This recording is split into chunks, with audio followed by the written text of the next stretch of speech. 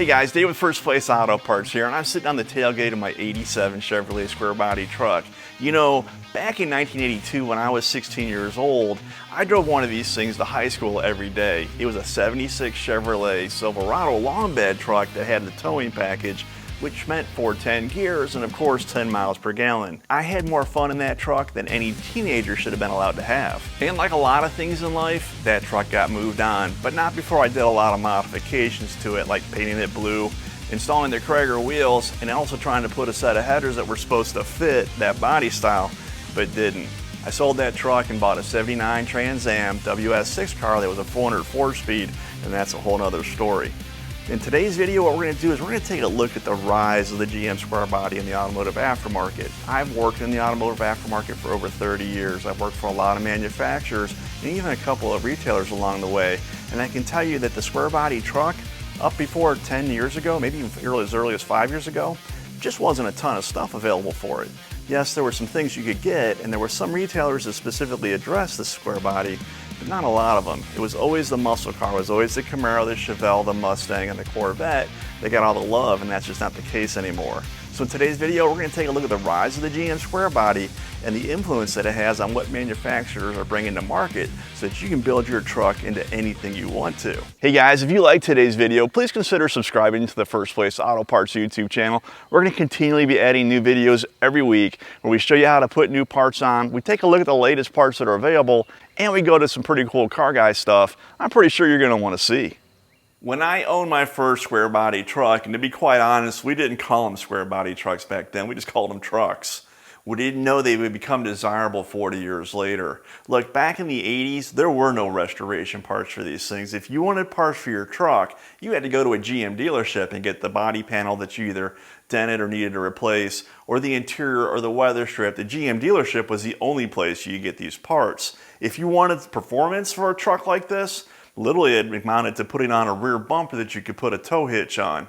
There were no lowering springs for these trucks back in the early 80s because no one thought about them other than trucks. If you wanted to lower one of these early square bodies, you had to put enough weight in the bed to make the leaf springs cry uncle, or put a trailer behind it that really set that back end down. But back in the 80s, there was no performance or really even any restoration parts yet available for these things. Now, one thing that we have to understand is that the restoration and the manufacturers that make parts to restore classic American muscle cars and also trucks, it's a business. Look, it's a unique mix of passion and desire combined with some bottom line economics that drives this industry, and it means that they have to be profitable. It was nothing for GM to create a tool to make front fenders for this truck. They knew that this thing was going to have a 15-year production run, and they were going to sell hundreds of thousands of them that they could depreciate that tool against.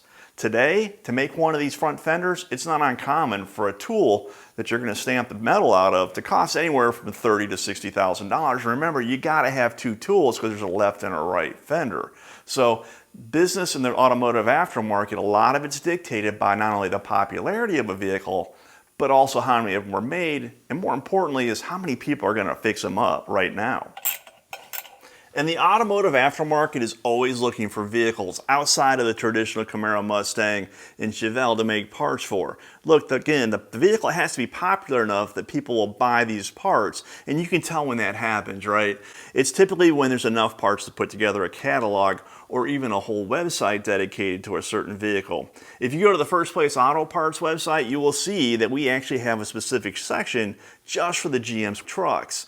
There's a lot of parts are available for it now, especially with sheet metal. Sheet metal, especially for a vehicle that has rust issues like the square body truck has, is critical. If you can put together a whole vehicle with sheet metal, you know that vehicle has arrived on the radar of the automotive aftermarket. As a matter of fact, I know a lot of manufacturers who their whole R&D budget for new products is solely focused on the square body trucks. That just tells you how popular not only they think it is now, but that it has legs and will continue to be popular in the future. And items like sheet metal are critical when it comes time to restoring a vehicle such as the square body, which has a tendency to rust. Look, I can remember back 10, 15 years ago when the front fenders for the B&E body Mopars just were not available. You could find parts cars that were missing front fenders all day long, but if you bought one of those cars thinking you were going to fix it up, you were in a world of hurt because those fenders, if they were available, were insanely expensive or unobtainium. That's all changed. You see a lot of parts cars that are now on the road as being restored vehicles. Same applies to the GM Squarebody. Look, if the hoods and the rocker panels and the bed sides and even the patch panels that are now available for these things that fit the spotty rust that they get were not available, all the rest of the restoration stuff, the interior, the weather strip, even the high performance power chains, you just wouldn't need them because you couldn't build a vehicle.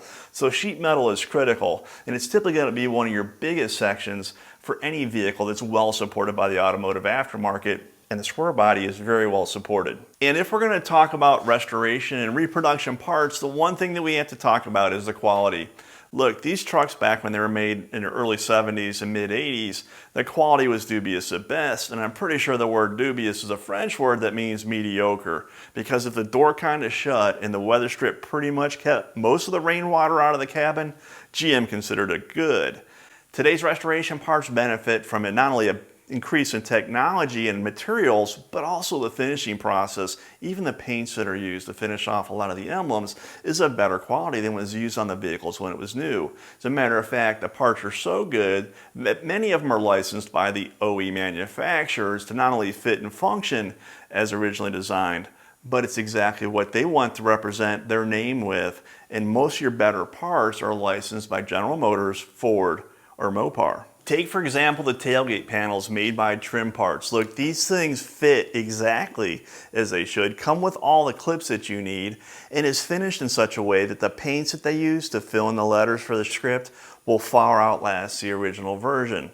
Or the weather strip I have here, made by Saucil Weather Strip. This thing benefits from new technology, or the latest technology, that helps keep the rubber not only supple and pliable for a long time, but has UV protectors in it as well.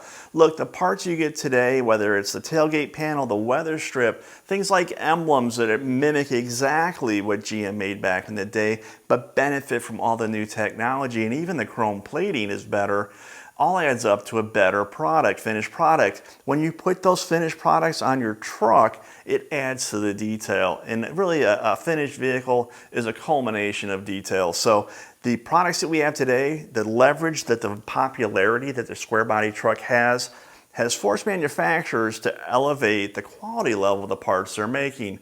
Look, these quality levels were once reserved for what we call blue chip muscle cars, your first generation Camaros, your 68 to 72 Chevrolet Novas.